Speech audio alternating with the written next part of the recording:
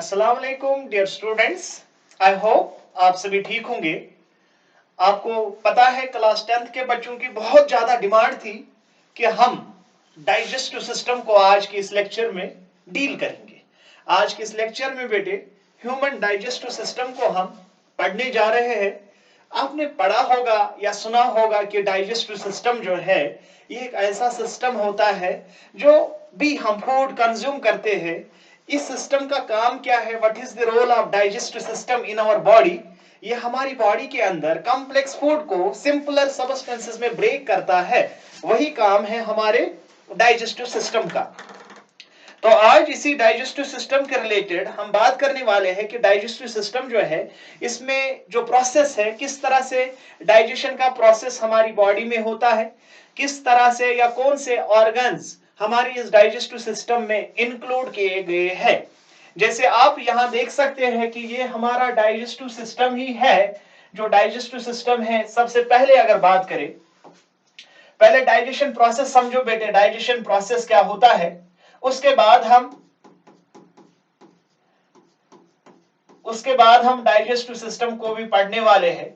Digestion जो है ये एक ऐसी प्रोसेस है जहां पे बेटे कॉम्प्लेक्स फूड को, जहां पे बच्चा कॉम्प्लेक्स फूड जो हम इंजेस्ट करते हैं उसको ब्रेक किया जाता है सिंपलर सब्सटेंस में।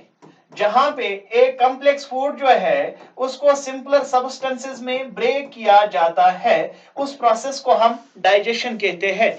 जो भी हम फूड बेटे कंज्यूम करते हैं, पहले आपको पता है हमारे बकल कैविटी के अंदर जो माउथ है, माउथ के अंदर जो मुंह के अंदर जो ये स्पेस होती है, माउथ के अंदर जो स्पेस होती है, इसको बकल कैविटी कहा जाता है। और बकल कैविटी में जो फूड इंजेस्ट करा जाता है, जो भी फूड आप बेटे इंजेस्ट करोगे, सबसे पहले वो एंटर करेगा बकल कैविटी के अंदर, और बकल कैविटी में उसकी क्या हो जाएगी? मैस्टिकेशन हो जाएगी, जिसको हम फिजिकल डाइजेशन भी कहते हैं। क्योंकि आपको पता है हमारे बकल कैविटी में जो टीथ होते हैं, उन टीथ का काम होता है ग्राइंडिंग, फूड को बेटे ग्राइंड करना, या जिस प्रोसेस को आप मैस्टिकेशन कहते हैं।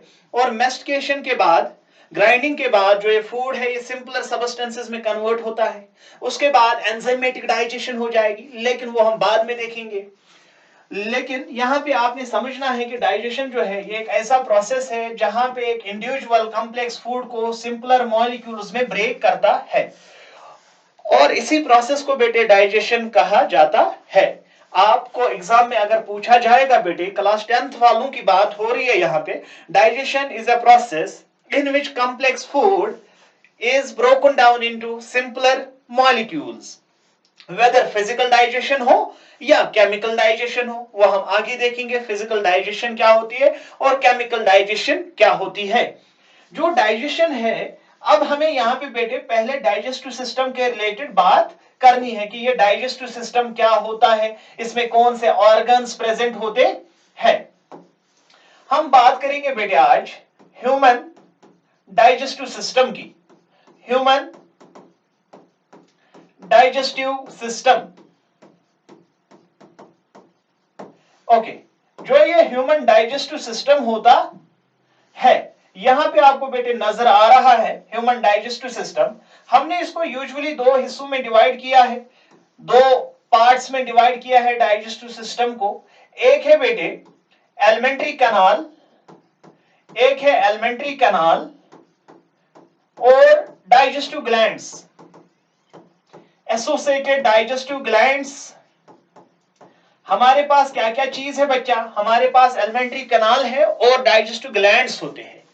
जो डाइजेस्टिव सिस्टम है उसमें दो ही पार्ट्स है, एक है एलिमेंट्री कैनाल और है डाइजेस्टिव ग्लैंड्स, या जिनको हम एसोसिएटेड डाइजेस्टिव ग्लैंड्स कहते हैं। लेकिन यहां पे बच्चा याद रखोगे, जो एलिमेंट्री कैनाल है, what is actually alimentary canal? बेटे बकल कैविटी से लेके एनस तक जितने भी जो भी ये ट्यूब है, इस सारे ट्यूब को alimentary canal, which include small intestine, which includes large intestine, which includes rectum, which includes ants, ये सारे organs जो है, these all organs constitute buccal, these all organs constitute, इन सारे organs को हम बेटे क्या बोलते हैं? elementary canal।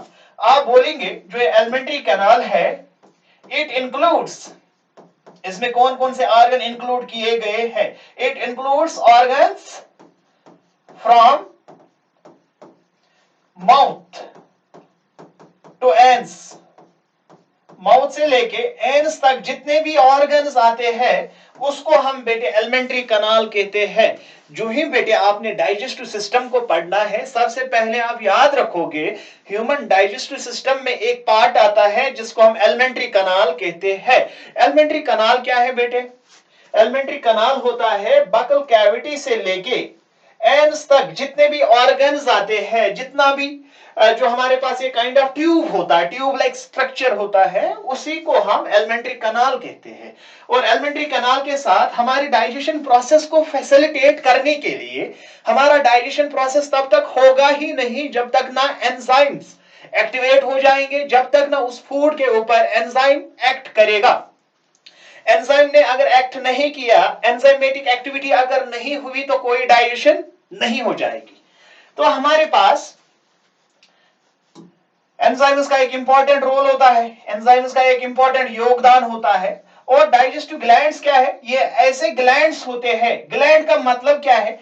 ग्लैंड होता है यूजुअली एक ग्रुप ऑफ सिक्रेटरी सेल्स। हमारे डाइजेस्टिव सिस्टम में कुछ ऐसे सेल्स होते हैं, कुछ ऐसे ऑर्गन्स होते हैं जो बेटे कुछ एंजाइम्स को सिक्रीट करते हैं, और वो एंजाइम हमारे डाइजेशन प्रोसेस को फैसिलिटेट में, डाइजेशन प्रोसेस को होने में मदद करते हैं। वो ग्लैंड क्या है? वो ग्लैंड क्या है बेटे? एक हमारे पास हमारी बकल कैविटी के अंदर ही यहाँ पे हमारे यहाँ पे कानों के नीचे से एक पैरोटिड ग्लैंड होता है, यहाँ पे सब मैंडिब्यूलर ग्लैंड होता है, टंग के नीचे सब लिंगुअल ग्लैंड होता है। तो इन कॉमन सेंस आप याद रखोगे डाइजेशन प्रोसेस को कराने के लिए कुछ डाइजेस्टिव ग्लैंड्स का होना बहुत ही जरूरी है। दोस ग्लैंड्स इंक्लूड सलेवरी ग्लैंड। सबसे पहला ग्लैंड जो हमारी बकल कैविटी में ही प्रेजेंट होता है, जिसको सलेवरी ग्लैंड कहा जाता है। हमारा लिवर एक ग्लैंड है जो डाइजेस्टिव सिस्टम का एक पार्ट है। और हमारे पास और एक ग्लैंड है जिसका नाम है पेनक्रियास। पेनक्रियास भी हमारे डाइजेस्टिव सिस्टम का एक पार्ट होता है, एक ग्लैंड होता है जो डाइजेशन प्रोसेस के लिए बहुत ही जरूरी है। आई होप आपको बेटे समझ आ रहा है। बेटे बिल्कुल नोट डाउन करना है, जो चीजें मैं आपको यहाँ पे बताने वाला हूं उन चीजों को बेटे नोट डाउन करो। और सबसे पहले डाइजेशन प्रोसेस आपका टाइटल होगा। डाइजेशन में आप क्या लिखोगे? आप जो ये डेफिनेशन है, एक छोटी सी डेफिनेशन आप लिखोगे। डाइजेशन एक ऐसा प्रोसेस है जहां पे कॉम्प्लेक्स फूड की ब्रेक डाउन होती है सिंपलर मॉलिक्यूल्स में। That is digestion. Actually digestion जो है, इसके बाद हमारे पास डाइजेशन जो है, इसके लिए हमारी बॉडी के अंदर एक ऐसा सिस्टम होना चाहिए जिसमें ये प्रोसेस हो जाए। उस सिस्टम का नाम है डाइजेस्टिव सिस्टम। और बच्चा जो है डाइजेस्टिव सिस्टम होता है, इसमें हमने यूजुअली डाइजेस्टिव सिस्टम को डिवाइड किया है। एक है एलिमेंट्री कनाल और है डाइजेस्टिव ग्लैंड्स। एलिमेंट्री कनाल जो होता है उसमें सारे ऑर्गन्स माउथ से लेके एंस तक जितने भी ऑर्गन्स इंक्लूड किए गए हैं, या जितने भी ऑर्गन्स प्रेजेंट होते हैं एक इंडिविजुअल के अंदर, उसको हम एलिमेंट्री कनाल कहते हैं। और हमारे डाइजेशन प्रोसेस को फैसिलिटेट करने के लिए, प्रोसेस की रेट को बढ़ाने के लिए कुछ एंजाइम्स का होना जरूरी होता है। और वो एंजाइम्स हमारे डाइजेस्टिव सिस्टम के एसोसिएटेड डाइजेस्टिव ग्लैंड्स रिलीज करते हैं, जो कि डाइजेशन प्रोसेस को होने में या इजी बनाने में मदद करते हैं। खैर, अब एलिमेंट्री कनाल की बेटे बात कर लेंगे यहाँ पे कि एलिमेंट्री कनाल क्या चीज है। डाइजेस्टिव ग्लैंड्स को हम बराबर पढ़ेंगे, जहां हमें डाइजेस्टिव ग्लैंड की जरूरत पड़ेगी। जब बकल कैविटी पढ़ेंगे वहां डाइजेस्टिव ग्लैंड भी पढ़ेंगे। जब हम ड्यूडेनम इलियम के पास पहुंचेंगे वहां उनकी भी बात हो जाएगी। फिलहाल के लिए आप यहाँ पे याद रखोगे, जो मैं यहाँ बताने वाला हूं बेटे आप लोगों को, आप याद रखोगे हमारे पास जो डाइजेस्टिव सिस्टम है, सबसे पहले अगर हम बात करें हमारे डाइजेस्टिव सिस्टम जो है या डाइजेशन प्रोसेस जो है, वो तो माउथ से ही स्टार्ट होती है। जो हमारा पहला ऑर्गन है दैट इज माउथ। माउथ क्या होता है बेटे? यूजुअली जो है ओपनिंग होती है जहां से हम प्रोसेस ऑफ इंजेशन करते हैं, फूड को इंटेक करते हैं। उस ओपनिंग को बेटे माउथ कहा जाता है। द ओपनिंग बेटे through which ingestion occurs।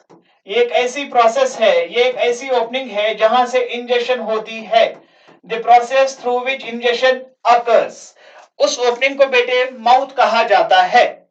और माउथ के अंदर अगर आप देखोगे, इस ओपनिंग के अंदर आप देखोगे आपको अंदर एक कैविटी मिलेगी। पहले लिप्स और इस इन टीथ के बीच में जो कैविटी होती है उसको वेस्टिब्यूल कहा जाता है।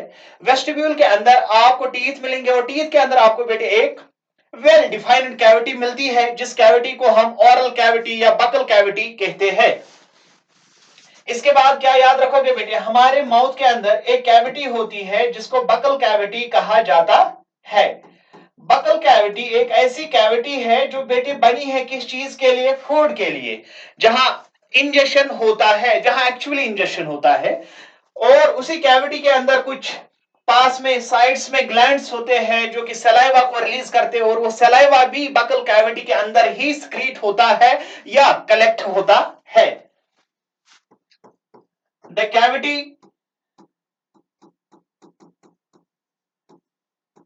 वेयर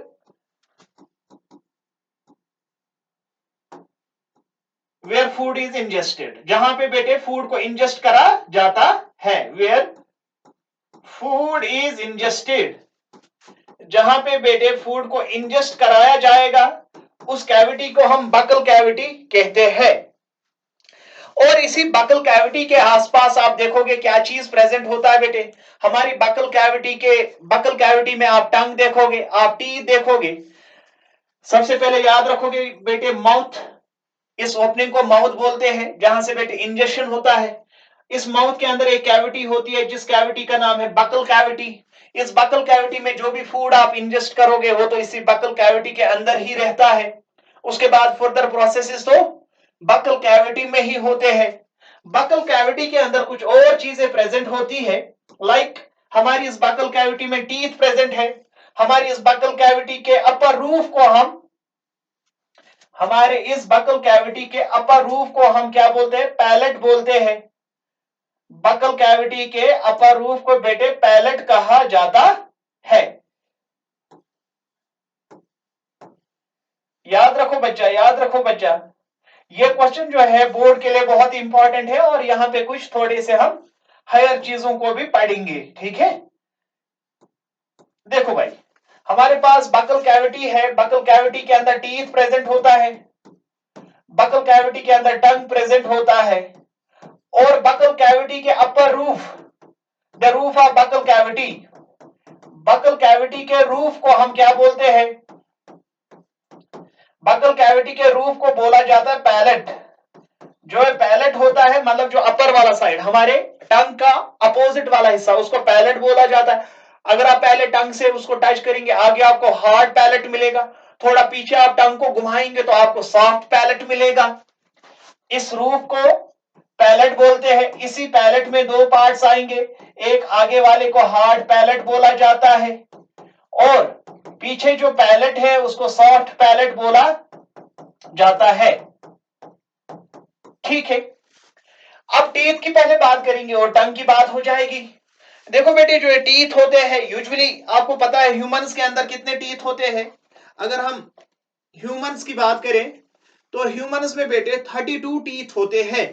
32 कैसे डिस्ट्रीब्यूटेड है, अपर जा में 32, अपर जा में 16 है, और लोअर जा में भी कितने होते हैं, 16 होते हैं। 16 और 16 मिला के कितना हुआ, 32 टीथ। तो सबसे पहले आप याद रखोगे टीथ एक ऐसा ऑर्गन होता है जो बेटे हार्डेस्ट होते हैं, क्योंकि ये कैल्शियम कार्बोनेट के बने हैं। ये ऐसे स्ट्रक्चर्स होते हैं that are composed of calcium carbonate and phosphorus के बने होते हैं। टीथ आर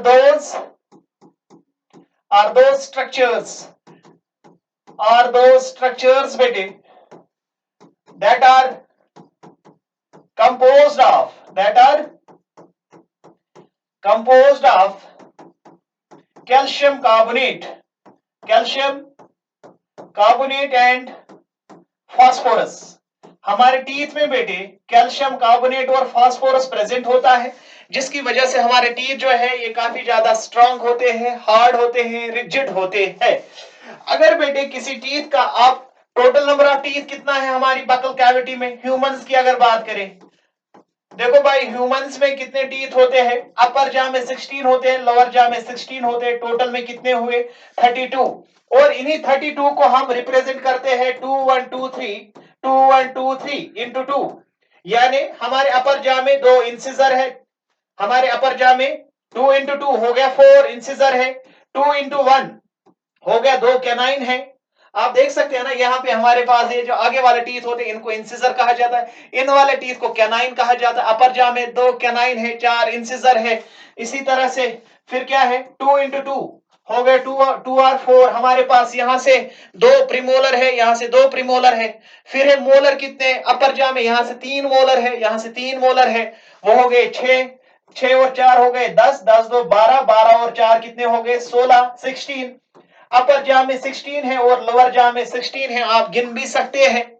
हमारा मैथमेटिक्स सही है बेटे, जो अपर जा है उसमें 16 टीथ होंगे, लोअर जा में 16 टीथ होंगे, टोटल में कितने टीथ है 32 टीथ। ठीक है, किन में, ह्यूमंस में। और अगर हम इसी टीथ की बात करें, टीथ का काम क्या है, what is the role of teeth in our body. सबसे पहला काम क्या है इस टीथ का, इस टीथ का काम है ये बेटे ग्राइंडिंग करेगा, ये मेस्टिकेशन करेगा। और इसके स्ट्रक्चर की अगर बात करें, टीथ का स्ट्रक्चर जो है ये कैसा होता, कैसनबा होता है बेटे। ये है हमारे पास टीथ, अगर ये ऐसा टीथ है हमारे पास, कोई टीथ ऐसा होता है, इस आउटर कवरिंग को, इस आउटर कवरिंग को हम बेटे बोलते हैं, जैसे आप सबको पता होगा, इस आउटर कवरिंग को हम बोला जाता है इनेमल। इस एनिमल के अंदर, इनेमल के अंदर और एक कवरिंग होती है इस तरह से, और एक लेयर होता है।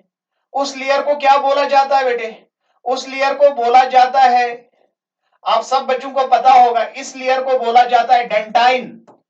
और इस डेंटाइन के अंदर से एक कैविटी होती है, ये वाली कैविटी जो है, अंदर वाली कैविटी, ये वाली कैविटी, ये वाली कैविटी, इस वाली कैविटी को हम पल्प कैविटी कहा करते हैं, पल्प कैविटी। और इसी पल्प कैविटी के अंदर दो चीजें होती है, यहां से ब्लड वेसल भी चली जाती है, सेंसरी नर्व्स भी होते हैं, लेकिन आउटर कवरिंग को इनेमल कहा जाता है, सेकंड कवरिंग को डेंटाइन बोला जाता है, और उसके अंदर एक कैविटी होती है जिसको पल्प कैविटी कहते हैं। और इसी पल्प कैविटी के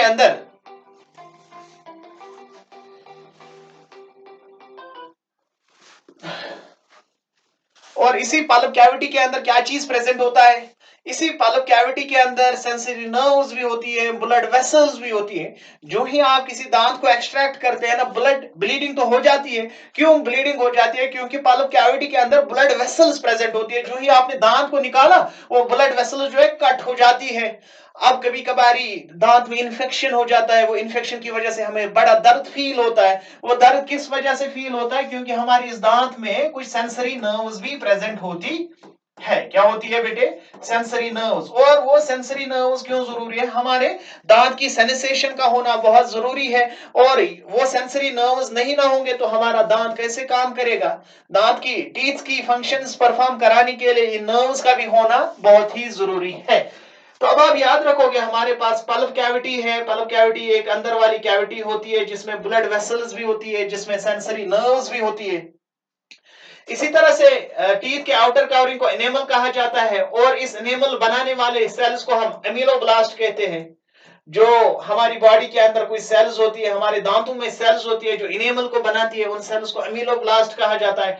डेंटाइन बनाने वाली सेल्स को ऑडोंटोब्लास्ट कहा, ऑडोंटोब्लास्ट। तो हमारे पास बेटे डिफरेंट तरह की सेल्स है, ये हमारे पास टीथ का स्ट्रक्चर है। याद रखोगे आप, टीथ जो है इनमें कैल्शियम कार्बोनेट होता है, और वो कैल्शियम कार्बोनेट जो है ये एक ऐसा स्ट्रक्चर है जो काफी ज्यादा हार्ड होता है, और वो हार्ड होने की वजह से हमारे टीथ भी हार्ड ही होते हैं। एक कैल्शियम कार्बोनेट भी होता है, और कैल्शियम कार्बोनेट होने के साथ साथ क्या चीज प्रेजेंट है, हमारे टीथ में फास्फोरस भी प्रेजेंट होता है। हमारे टीथ के अंदर फास्फोरस भी प्रेजेंट होता है और कैल्शियम कार्बोनेट भी होता है। तो याद रखना है बेटे, इन टीथ का रोल क्या है हमारी बॉडी में, इनका रोल है बेटे च्युइंग, या जिसको हम मैस्टिकेशन भी कहते हैं। The role of teeth in our body is mastication. तो अब च्युइंग होने के बाद जो फूड है उसको पेस्ट की फॉर्म में बनाया जाता है, लेकिन उस फूड को, जो भी आप फूड कंज्यूम करते हैं उसमें डिफरेंट तरह का टेस्ट होता है। उस टेस्ट को डिटेक्ट करने के लिए हमारी बॉडी के अंदर, हमारी बकल कैविटी के अंदर एक ऑर्गन होता है, जिस ऑर्गन को टंग कहा जाता है।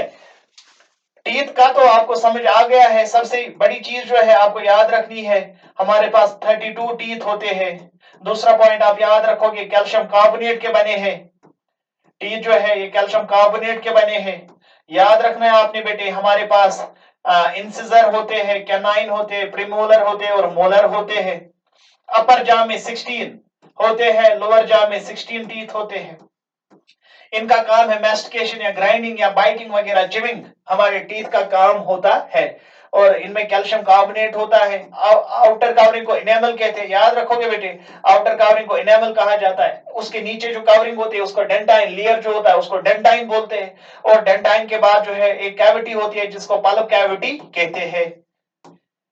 चलिए, इतना क्लियर हो गया है तो आगे चलते हैं बेटे। अब हमारी इस बकल कैविटी के अंदर और एक ऑर्गन प्रेजेंट होता है जिसको टंग बोला जाता है। ये जो टंग है ये एक मस्कुलर या एक फ्लेशी पार्ट होता है, मस्कुलर और फ्लेशी पार्ट, जिसका काम होता है इस what is the role of tongue in our body, that is detection of taste. जो हमारी बॉडी के अंदर ये टंग प्रेजेंट होता है, इसका काम क्या होता है, इसका काम होता है टेस्ट को बेटे डिटेक्ट करना। क्यों टेस्ट को डिटेक्ट करती है? क्योंकि इसके अंदर कुछ स्ट्रक्चर्स होते हैं जिनको पेप्लीज कहा जाता है, और उन्हीं पेप्लीज के अंदर टेस्ट बड्स होते हैं। हमारे टंग के ऊपर कुछ बर्ड लाइक स्ट्रक्चर्स होते हैं, कुछ फंगल, मतलब उनका जो माइक्रोस्कोपिक स्ट्रक्चर है वो तो फंगस के जैसा, कोई पेप्ली जो है कप शेप्ड होती है, कोई लीफ शेप्ड होती है, डिफरेंट तरह के पेप्लीज होते हैं। और उन पेप्लीज के अंदर कुछ पेप्ली जो है दे कंटेन टेस्ट बड्स, और टेस्ट बड्स की वजह से हम डिफरेंट सब्सटेंसेस का टेस्ट को डिटेक्ट कर पाते हैं। पेप्लीज जो है ये वो स्ट्रक्चर्स होते हैं, these structures help in